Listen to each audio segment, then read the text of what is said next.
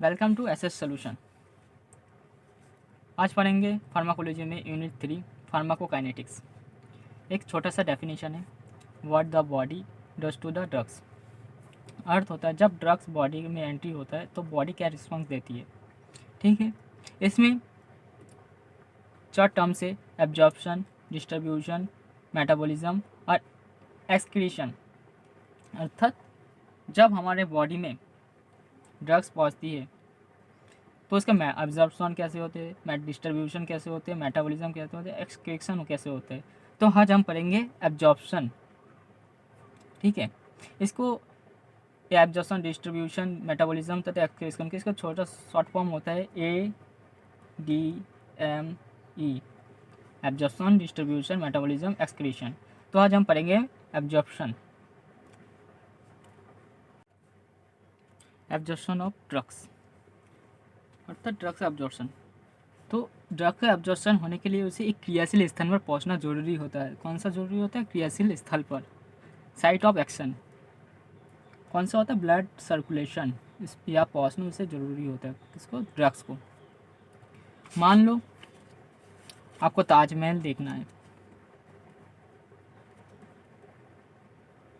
तो आपको ताजमहल देखने के लिए आपको कहाँ पर? आगरा में जाना पड़ेगा, क्योंकि ताजमहल एक ही है, वहाँ पर ही आगरा में ताजमहल होता है, ताजमहल है, जिसे देखने के लिए आपको आगरा पहुँचना पड़ेगा। वैसे ही ड्रग्स के एब्जॉर्प्शन होने के लिए ब्लड सर्कुलेशन में पहुँचना जरूरी है। ठीक है, तो वह पहुँचता ड्रग्स ब्लड सर्कुलेशन में कैसे पहुँचता है? ठीक है, ओरल का बात करें, क्योंकि पैरेंटल में ड्रग्स का एब्जॉर्प्शन नहीं होता है, क्योंकि डायरेक्ट हम इंजेक्शन के थ्रू आईवी में देते हैं जो ब्लड सर्कुलेशन में पहुंचते हैं। ठीक है, ओरल में जो हम ड्रग्स देते हैं, ठीक है, ड्रग्स में जैसे ओरल में हम टैबलेट कैप्सूल दें, तो कुछ ऐसे ड्रग्स है जो माउथ से होते हुए जाते हैं, तो वहाँ पे सलाइवा में कुछ ऐसा ड्रग्स होते हैं, वहीं पे डिसोल्यूशन हो जाता है। ठीक है, अब सब ड्रग्स नहीं होते, कुछ ड्रग्स होते हैं। उसके बाद जो अन्य ड्रग्स होते हैं, जब माउथ से होते हुए, जीआईटी रूट से होते हुए, इसोफेगस से होते हैं, स्टमक में पहुँचते हैं। ठीक है, भाव पे डिसइंटीग्रेटेड मतलब टूटता है, बड़ा पार्टिकल से छोटा पार्टिकल में कन्वर्ट होता है। कन्वर्ट होने के बाद जब डिजोल्व उसमें जो स्टमक में फ्यूल्ड होता है हाइड्रोक्लोरिक से, उसमें डिसोल्यूशन होता है। होने के बाद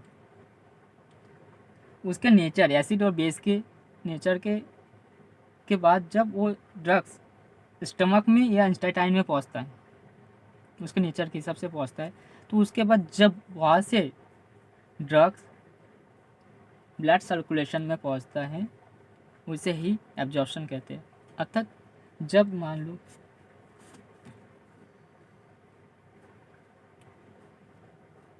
ठीक है, ये स्टमक हो गया, इंस्टेटाइन हो गया, यहाँ पे ड्रग्स डिसोल्यूशन हो गया। उसके बाद यहाँ से जब ब्लड सर्कुलेशन में पहुंचता है, उसे ही एब्जॉर्प्शन कहते हैं। ठीक है, इसमें जो ब्लड सर्कुलेशन में पहुंचता है, इसे ही कहते हैं एब्जॉर्प्शन ऑफ ड्रग्स। ठीक है, तो इसका कुछ फैक्टर है, उसके बारे में बात कर लेते हैं। एक है फार्मास्यूटिकल फैक्टर और एक है पेरेंट्स पेशेंट रिलेटेड फैक्टर। ठीक है, तो बात कर लेते हैं फार्मास्यूटिकल फैक्टर में कुछ टर्म्स है। एक है drugs particle size, compress of tablet, solubility of drugs, concentration of drugs, dosage form of drugs। ठीक है,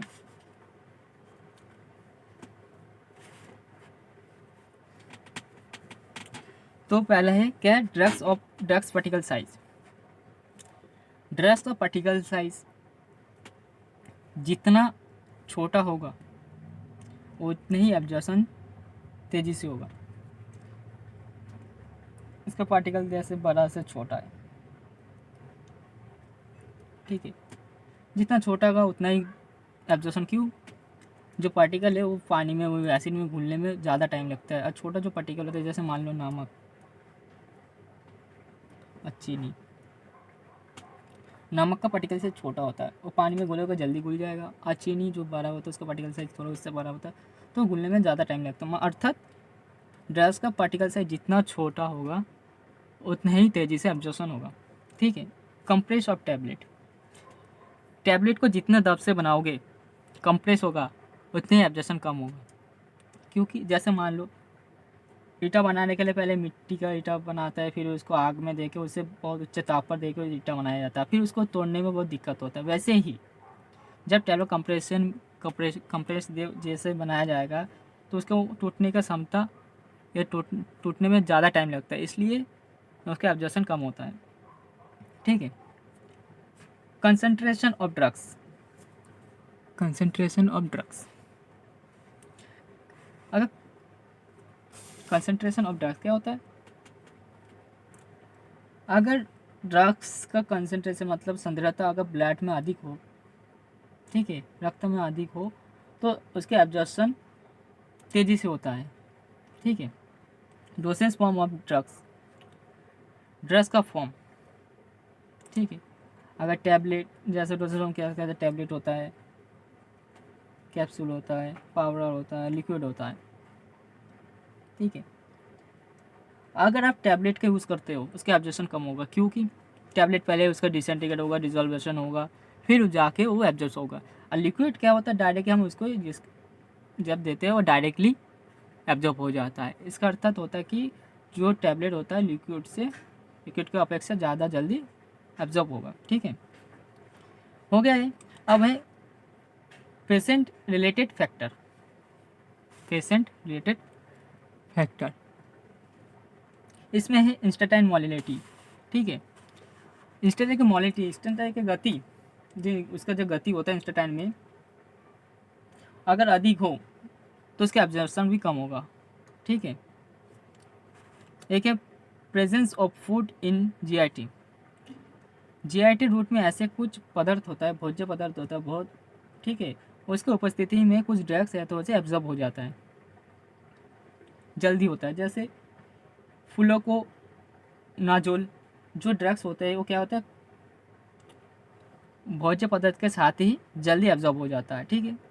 route of drugs administration, route of drugs administration कब आप जिस ड्रग्स को मतलब रूट जिस रूट्स के हिसाब से दोगे देना है उसी हिसाब से ड्रग्स का एब्जॉर्प्शन होता है। जैसे मान लो आपने ओरल दिए तो ओरल में जो हम ड्रग्स यूज़ करते हैं जैसे टैबलेट, कैप्सूल, सिरप हो गया, वो उसके बाद उसका टूटना, उसका डिसोल्यूशन होना, उसके बाद ही एब्जॉर्ब होना, इसलिए इसे लंबा समय लगता है। और जो पेंटल में जो देते हैं वो डायरेक्टली हमारा क्या इंजेक्शन का ब्लड सर्कुलेशन में पहुँचते हैं, इसके थ्रू क्या होता है, जो इंजेक्शन के द्वारा जो ड्रग्स दिए जाते हैं वो इससे जल्दी एब्जॉर्प्शन होता है, ठीक है। एब्जॉर्ब्स सरफेस, मान लो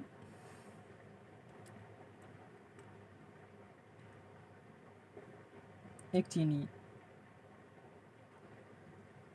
को एक पतीला में घोलना है, बड़ा पतीला, और एक छोटा पतीला में गिलास में घोलना है। तो जब चीनी बड़ा पतीले में तो उसको घोलने में ज़्यादा कठिन होता है क्योंकि उसको पूरा हिलाना पड़ता है। और वैसे ही चीनी को अगर छोटा गिलास में अगर देते हो उसमें हिलाते हो तो जल्दी घुल जाएगा। इसके मतलब अर्थात जितना एब्जॉर्प्शन एरिया कम होगा उतने ही जल्दी एब्जॉर्ब होगा, ठीक है। तो आज के लिए इतना ही। अगर आपका वीडियो अच्छा लगे तो लाइक कर देना, प्लीज़ सब्सक्राइब कर देना। तो थैंक यू।